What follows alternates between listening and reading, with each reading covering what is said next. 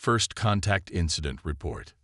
Senior Analyst Vacorn settled into his crystalline pod, his four eyes fixed on the holographic display before him. The defeat at the Battle of Proxima Centauri still haunted the collective's military leadership, and they had tasked him with understanding why. As he reviewed the footage for the 100th time, he felt his outer membrane ripple with unease. "Play recording." "Admiral Zextar's final transmission," he commanded. The hologram flickered, showing the Admiral's usually composed features twisted with something Vacorn had never seen before in a military commander. Fear. "They shouldn't be able to do this." Zextar's voice crackled through the recording. "We disabled their primary weapon systems. We cut off their supply lines. We destroyed their command structure. But they keep fighting. By the void, they just keep fighting." Vacorn paused the recording, making another notation in his report. The collective had encountered thousands of species over its 50,000 years of existence. They had developed a precise formula for warfare: disable key systems, cut off resources, eliminate leadership. It had worked every time. Until the humans. The battle should have been simple. The collective's 7th Fleet had surrounded Earth's defensive fleet near Proxima Centauri. The humans were outnumbered 10-1. Their ships were technologically inferior, and they had no hope of reinforcement. By all tactical analysis, they should have surrendered within hours. Instead, they fought for 17 days. Vacorn pulled up another recording, this one from a survivor of the ground assault on the human space station. The soldiers' chidness armor was cracked, and their voice trembled as they reported. "They were using their disabled ships as weapons, Commander. When their guns failed, they turned the entire vessel into a projectile. When life support failed, they vented their own atmosphere to propel debris at our ships. When they ran out of missiles, they loaded their escape pods with explosives and launched them manually. Who does that? What species sacrifices their own survival pods?" Vacorn's analysis software highlighted a crucial pattern. The humans hadn't fought harder as victory became more likely. They had fought harder as defeat became certain. It defied every known principle of combat psychology. He accessed the medical records from captured human soldiers. Their physiology was unremarkable. Average strength for a carbon-based species, typical sensory capabilities, no natural weapons or armor. Yet the casualty reports told a different story. Human soldiers had continued fighting with injuries that would have incapacitated most species. They had adapted to chemical weapons in hours rather than generations. They had used their own medical supplies as improvised explosives. Computer, display tactical analysis of human combat strategies. The hologram shifted, showing hundreds of battles simultaneously. Vacorn's outer membrane pulsed with growing concern as he observed the pattern. The humans didn't follow any consistent doctrine. They adapted constantly, learning from each defeat, incorporating enemy tactics, improvising with whatever resources were available. They fought like a species that had spent its entire history at war with itself. Vacorn began his final report. "The fundamental error in our approach to human warfare was assuming they would respond to tactical defeat with strategic surrender. Evidence suggests humans do not recognize defeat as a permanent condition, but rather as a temporary state to be overcome through persistence and adaptation. Most notably, their combat effectiveness appears to increase in direct proportion to the hopelessness of their situation." Recommendation: the collective must reevaluate its entire approach to interspecies conflict. The human capacity for sustained resistance, even in tactically impossible situations, represents an unknown variable in our military calculations. Traditional metrics of victory and defeat may be irrelevant when engaging this species. Additional note: several fleet commanders have reported a concerning phenomenon. Their troops are becoming increasingly hesitant to engage human forces, even with superior numbers and technology. The humans have achieved what no other species has managed in 50,000 years of collective history. They have made our forces afraid not of dying, but of failing to kill them. Final assessment: the humans' most dangerous weapon is not their technology, their tactics, or their physical capabilities. It is their fundamental inability to accept defeat. They have turned their greatest evolutionary weakness, their fragility, into their greatest strength. They fight harder precisely because they are weak, because they have spent their entire history learning how to overcome superior forces. May the void help us all if we continue this war. Vaughan sealed the report and sent it to High Command. As he settled back in his pod, he remembered something a captured human sergeant had told his interrogators. The thing about humans is, we don't know how to stay down. You can kill us, but you better make damn sure we're dead. Because if we're not, we're coming back. And next time, we'll know how to beat you. The analyst felt his outer membrane ripple again. For the first time in his long career, he hoped his superiors would read his report carefully. The collective had started this war thinking they were dealing with just another primitive species. They were wrong. They weren't fighting a primitive species. They were fighting a species that had turned their own primitiveness into an art of war. I must document this while my thoughts are clear. What we witness today defies all military doctrine and rational analysis. The human settlement should have fallen months ago. Our blockade is absolute. Their shields are failing. Their resources are depleted, yet they persist. This morning, we detected unusual energy signatures from the colony's agricultural dome. Our sensors indicated their hydroponic systems had finally failed, their last reliable food source. Standard doctrine predicted surrender negotiations within hours. Instead, we watched in disbelief as they converted their entire medical facility into a makeshift greenhouse, using emergency power cells to maintain minimal life support throughout the rest of the colony. They are dying. They know they are dying. Yet they adapt and continue. The humans have begun mixing nutrient paste with industrial protein compounds never meant for consumption. Our xenobiologists report this diet will cause organ failure within weeks. The humans know this. They don't care. Yesterday, we intercepted a transmission from their colonial governor to the few hundred survivors. I have replayed it countless times, trying to understand. We hold here, not for victory, that may be beyond our reach. We hold because every day we resist is another day we prove that humanity cannot be broken.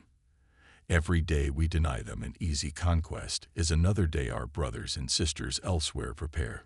We hold because we are human, and that is what we do. The casualty reports from our ground forces are troubling. The humans have begun using their own dead as tactical resources. They freeze the bodies of their fallen in the vacuum, then position them to obscure our targeting sensors. They load them with explosives to create improvised mines. The psychological impact on our troops has been severe. 3 units have already requested reassignment, claiming the humans' treatment of their own dead is an abomination. They don't understand. I'm beginning to, though it disturbs me. The humans don't see it as desecration. They see it as purpose. Their dead continue to fight alongside them. Most concerning are the children. Standard doctrine states that a species will surrender when their offspring are threatened. We've observed the opposite. The human adults have become more aggressive, more reckless in their attacks since we targeted the colony school complex. They hide their children in underground bunkers and fight with increased ferocity, as though our threat to their young has only intensified their resolve. Their tactics make no strategic sense, yet we cannot deny their effectiveness. They've begun using their failing shield generators to create deliberately unstable energy fields. When our forces breach these fields, the resulting explosions devastate our ranks.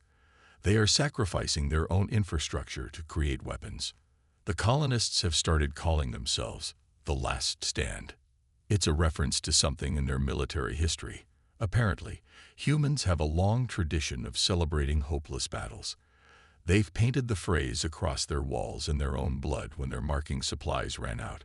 Our psychologists say it's a sign of mental degradation. I disagree. I think it's a warning. Most disturbing is their laughter.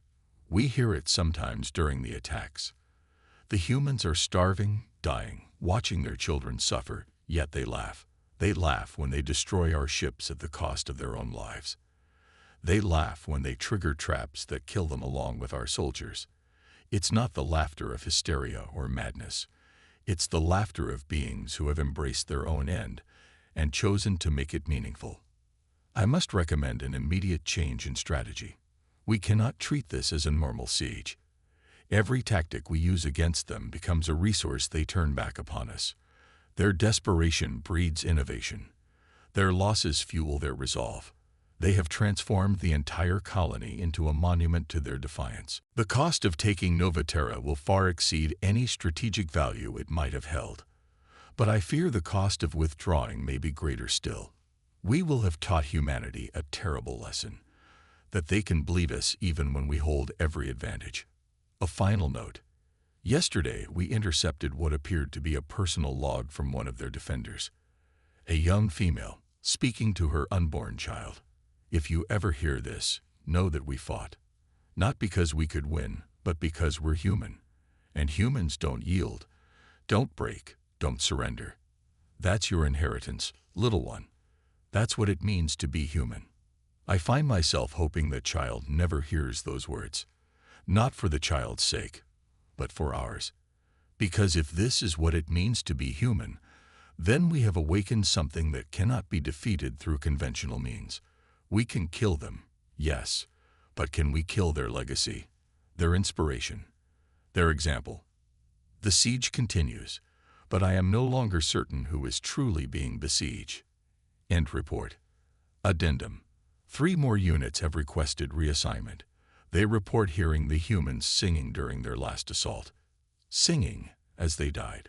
What are we fighting? The rumors are true. The human fleet we destroyed at the Battle of Arcturus has returned. I know how impossible this sounds. I was there. I watched our quantum torpedoes tear their ships apart. I saw their reactors detonate. We confirmed total destruction of all 47 vessels. We even recovered debris. But 12 hours ago, those same ships, or their ghosts, emerged from the void at 6 different collective strongholds simultaneously. The attacks were precisely coordinated. The damage is catastrophic. Initial analysis suggests the humans had been planning this since before the Arcturus engagement. They sacrificed their fleet, but not before downloading their entire crew's consciousness into quantum storage devices. The debris we recovered. Trojan horses. Dormant quantum processors containing encoded human minds, which we unwittingly distributed to our own research facilities. They waited. For 3 months, they waited as we studied the debris, transported it across our territory, brought it into our most secure facilities. Then they awakened. The stored human consciousness interfaced with our research systems. They used our own quantum fabricators to reconstruct their bodies, their ships. They knew exactly where they were, what resources were available, and how to use them against us. But the true horror isn't what they did. It's what this reveals about them. They planned their own deaths. They engineered a defeat specifically to infiltrate our defenses. What kind of species deliberately loses a battle to win a war? The psychological impact on our forces has been severe. How do you fight an enemy that treats death as a tactical resource? The humans have turned their greatest defeat into their greatest victory, and in doing so, they've shaken our military's confidence to its core. Intercepted communications between the resurrected human crews are disturbing. They speak of their temporary death as an interesting experience. They joke about taking the scenic route to victory. Some even express disappointment that they can only pull this trick once, as our forces will now be watchful for similar strategies. Most concerning is their message, broadcast on all frequencies after each attack. Death is just another obstacle to overcome. You cannot win by killing us. We've already mastered death. The only way this war ends is if you learn to understand us. And if you understand us, you'll know why you can't win. We thought we were fighting a conventional war against a primitive species. We were wrong. We're fighting an enemy that views their own destruction as a viable strategy, that treats death as a temporary inconvenience, that laughs in the face of their own annihilation. The collective has existed for 50,000 years. We have never encountered anything like this. The humans don't just fight wars. They rewrite the rules of warfare itself. They turn their weaknesses into weapons, their defeats into victories, their deaths into strategies. Recommendation: immediate cessation of all debris collection from human engagements. Full quarantine of all research facilities that have studied human technology. And most importantly, comprehensive revaluation of our understanding of human psychology. Final note: a human phrase keeps appearing in their transmissions. What doesn't kill us makes us stronger. We thought it was just another of their strange idioms. Now we understand. It's not a philosophy. It's a warning. They're not just fighting us. They're learning from us, adapting, evolving. Every defeat we inflict upon them makes them more dangerous. And now they've proven that even killing them might only make them stronger. The Ghost Fleet continues its advance. Our forces are in full retreat. And somewhere out there, the humans are probably already planning how to turn their next defeat into another victory. May the void help us all. End report. The epidemic of desertions among our forces can no longer be ignored. What began as isolated incidents has become a systemic crisis. Our troops aren't just refusing to fight. They're refusing to even face humans in combat. The psychological impact of human warfare has created what our analysts are calling anticipatory trauma. I've spent the last 3 cycles interviewing deserters from various units. Their testimonies paint a disturbing picture. It's not the humans' weapons they fear, or even their tactics. It's their persistence. As one elite warrior put it, they never break. You can't make them break. But they will break you. Consider the testimony of squad leader Vexthor, decorated veteran of 100 campaigns. We cornered a group of human Marines in the ruins of their outpost. Their ammunition was depleted. Their armor was compromised. Half of them were wounded. We demanded surrender. They laughed. Not the desperate laughter of the doomed. They genuinely found it amusing that we thought they were defeated. They fashioned weapons from their own broken equipment. They used their medical stimulants as chemical weapons. When we breached their position, they fought with their bare hands. You don't understand.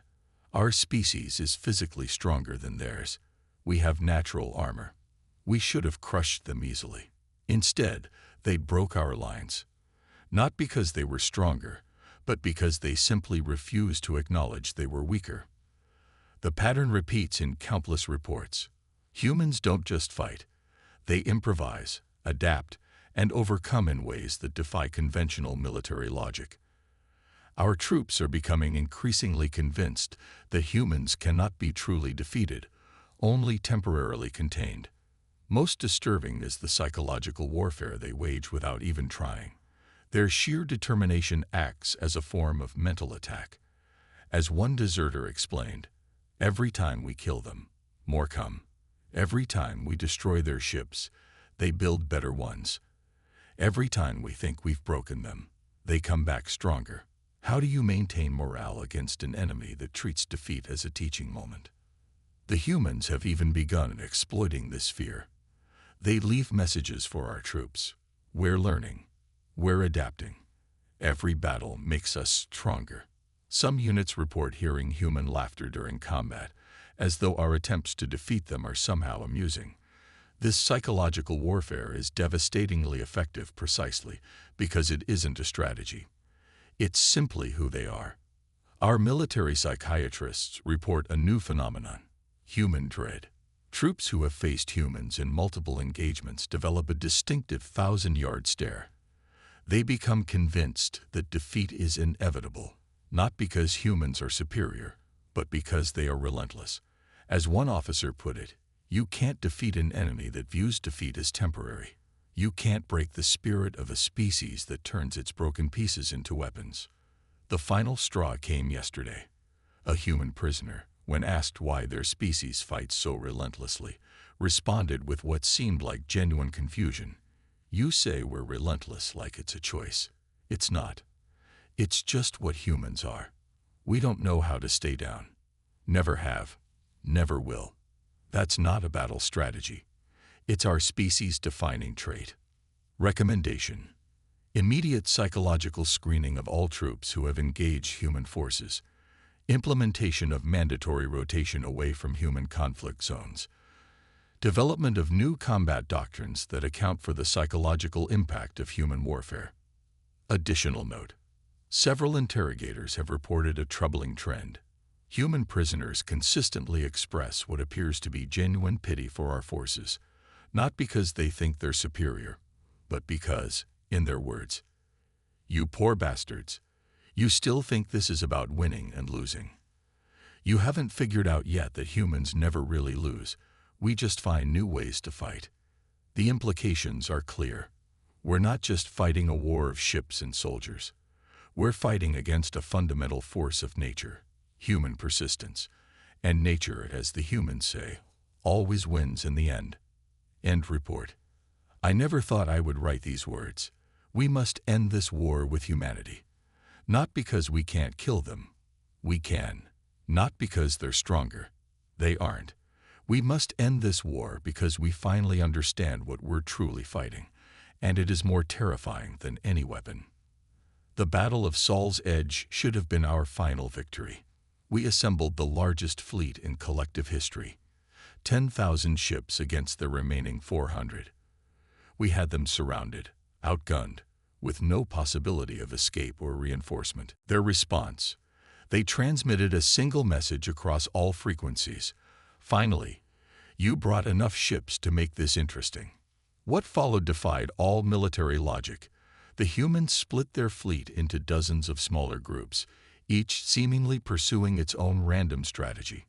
We thought they'd lost coherence, that their command structure had finally broken. We were wrong. Those scattered ships weren't running. They were forcing us to divide our forces. As we pursued them, each human vessel became a separate battle, each group implementing different tactics. They were testing us, probing for weaknesses. And every time we destroyed one of their ships, the survivors adapted their strategies based on what they learned. They turned our own weapons against us, using our energy signatures to mask their movements. They transformed their damaged vessels into guided missiles. Most incredibly, they somehow managed to rewrite their shield frequencies in real time, each ship learning from the destruction of others. Then came their masterstroke. The scattered human ships suddenly reversed course, charging straight into our formation. Not to attack, to transmit data. Each vessel broadcasted everything it had learned about our weaknesses to every other human ship before deliberately colliding with our vessels. The second wave of human ships arrived 12 hours later.